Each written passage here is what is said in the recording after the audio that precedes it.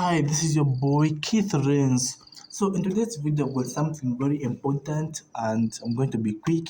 So in today's video, I'm going to talk about how you can save more money in 2022, or the better way to save money, or how you can save money when you have a lot of needs and wants. But before I continue, let me first explain to you the difference between needs and wants. So what's the difference? Well, a need is something you cannot live without, such as water. You can't live without water. You definitely have to drink water after a day or so, if you can stay without drinking water for a day. And a want is something you can live without it. Okay. For example, if you already have if you've got a phone, okay, and you want to buy another phone, well, you can live with that phone because you already have another phone. If you already have another phone, you can still live without that same phone again. Except for me, I cannot live without my phone because I use my phone to make money. Otherwise, you now understand what a want and a need is. So let me talk about how you can save money when you have a lot of wants and needs. Okay. First of all, for you to be able to save money, you need to have an income. Like you need to have something which gives you money, either weekly, daily, or monthly. Otherwise, if you don't have anything that gives you money, you cannot save money. That's a sad truth. Yeah, I'm back. So once you have something that gives you money, let's say monthly, okay, the first thing you have to know is have something why you're saving money for. So what's the reason why are you saving money first of all in the first place? Okay, you first have to write in the first reason why you're saving money for.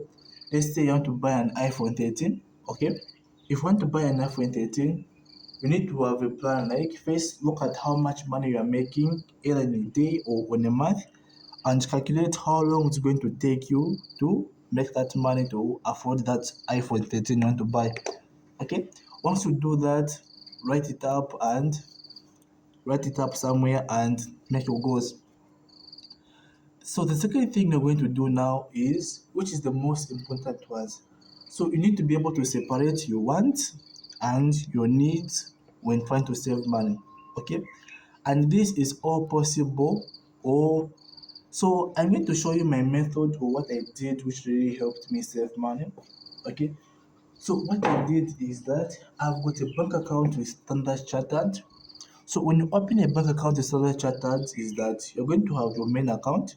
Okay. So within the Standard Chartered account, you are able to create two more accounts, but you can as well create even five more accounts within Standard Chartered. But as for me, what I did is that I created two more accounts. So now I've got three bank accounts under Standard Chartered. So the first one is my main account, okay. The other one is my savings, and the other one is just a regular account. So I've got three. So why am I having three bank accounts? Well, it's simple. The first one, which is being the main account, this is where I just deposit money I'd like to use on such simple stuff. Then the savings account, this is where you actually save money for bigger goals, for what you're planning to buy or to have. Okay. Then the other account I have is actually the emergency account. So what's this emergency account? So this is where you put money for use when unseen events happen or things you cannot control. Okay, let's say you lose your leg today, and at the hospital they say you need to pay this to fix your leg. That's an unforeseen event, something which you cannot control, that can happen at any time. Some things which can happen is sickness. So when something happens to you, you need the money to fix your health. Yeah, that's an unforeseen event.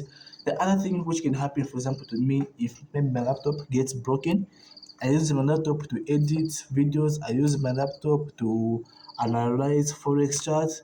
So if my laptop was to get broken, I can't predict my laptop getting a problem. So that's an unforeseen event. So that's where the emergency account comes in, whereby I can just remove money from the emergency account and fix my stuff. Okay.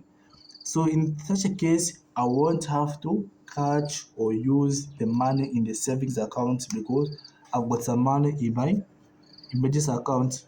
Okay. So this is the reason why you need to have an emergency account. This is where you'll be able to get your money in case of an unforeseen event you cannot control happens. Then your main account, this is where you'll be able to get some money, like maybe if you have to buy airtime or have a drink or having anything you feel like. Then the savings is where you're going to have money you cannot touch, okay? Just for your future goals. And now last, the important part, okay? Okay, just because, so let me first tell you something funny.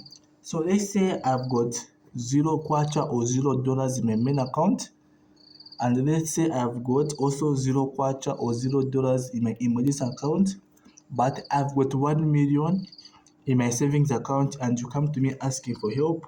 So would I help you? Yes or no?